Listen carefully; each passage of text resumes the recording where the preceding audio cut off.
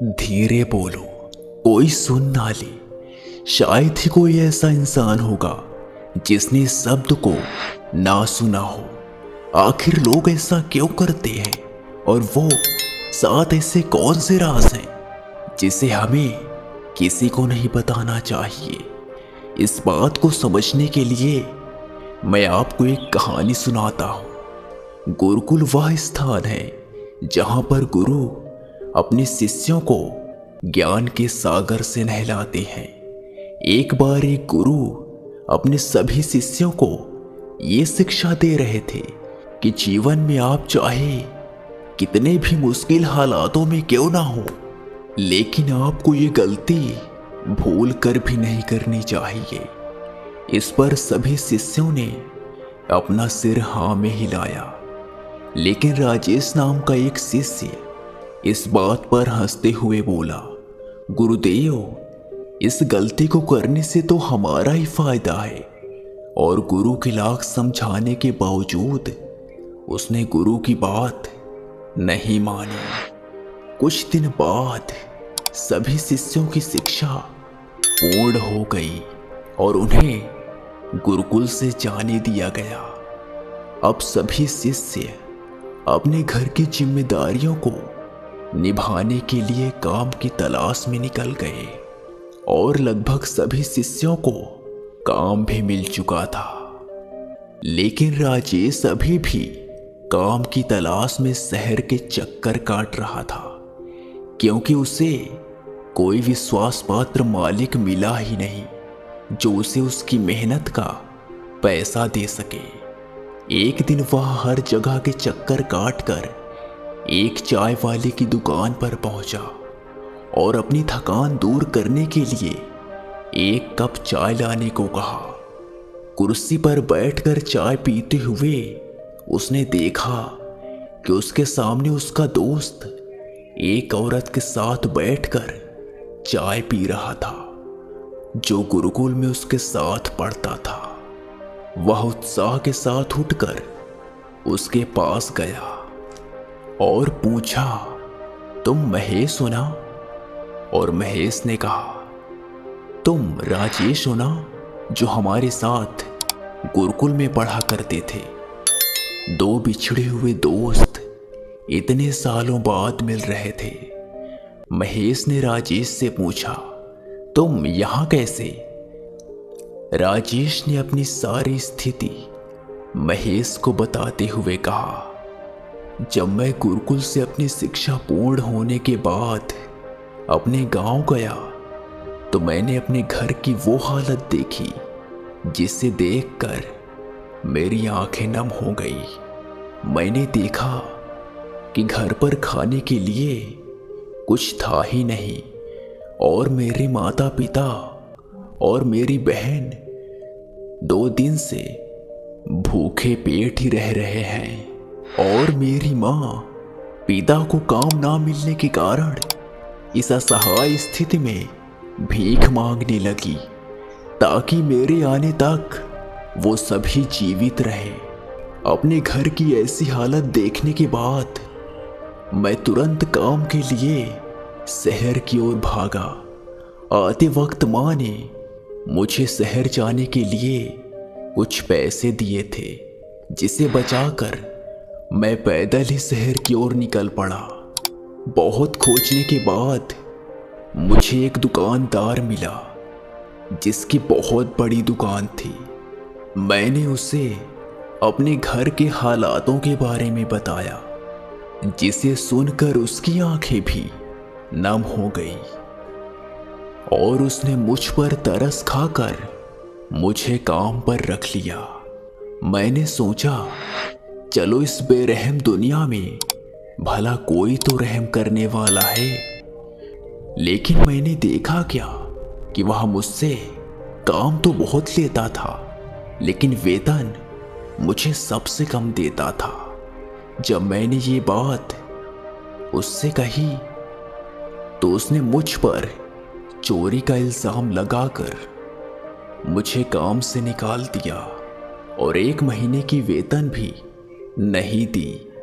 फिर बहुत परेशान होने के बाद मुझे एक इंसान मिला जो लोगों को काम के लिए मजदूरी पर रखता था।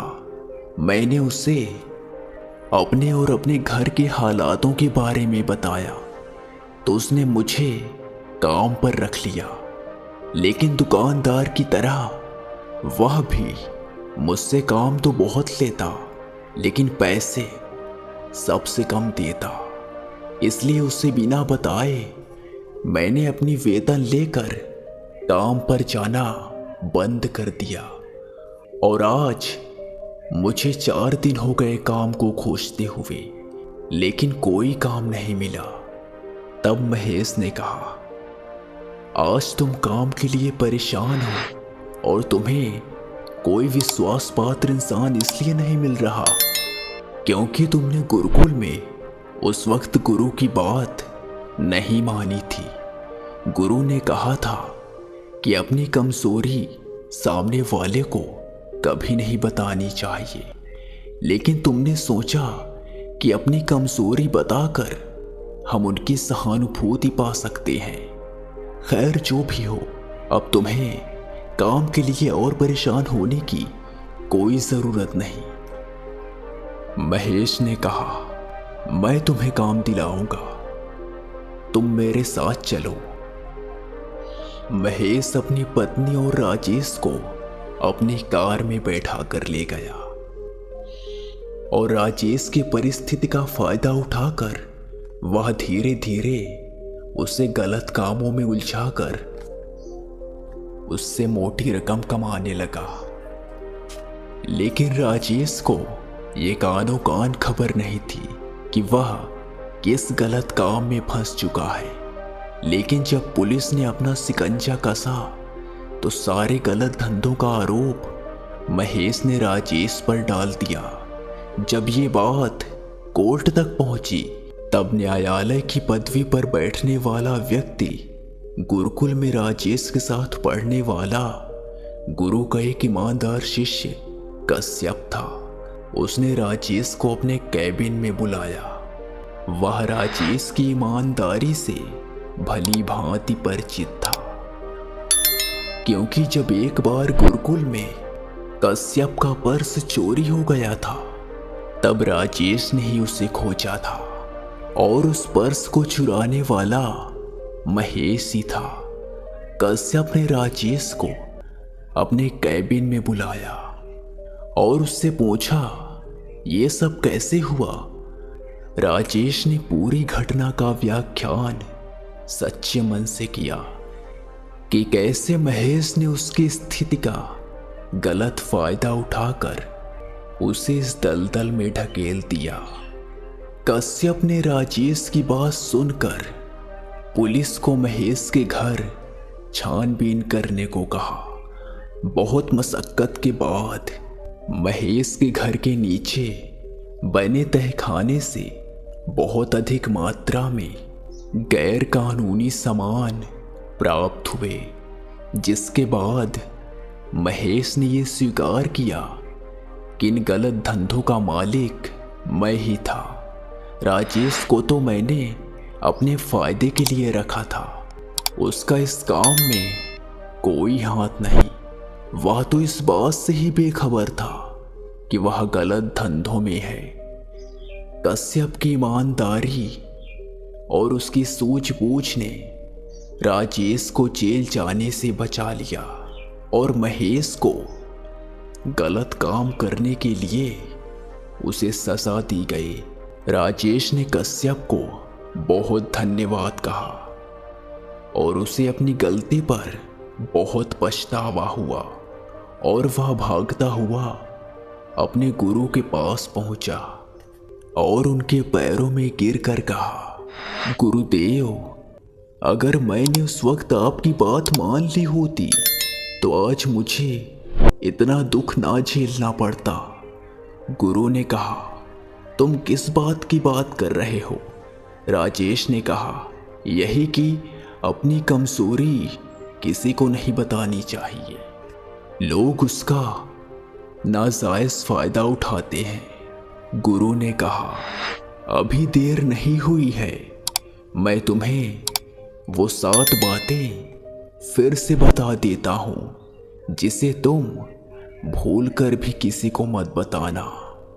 गुरु ने कहा, पहला, अपनी कमजोरी किसी को मत बताओ, क्योंकि लोग सहानुभूति कम और उसका फायदा उठाने की कोशिश ज्यादा करते हैं। दुनिया में शायद कुछ ही ऐसे व्यक्ति होंगे जो हमारे दुख को वास्तव में समझ सके।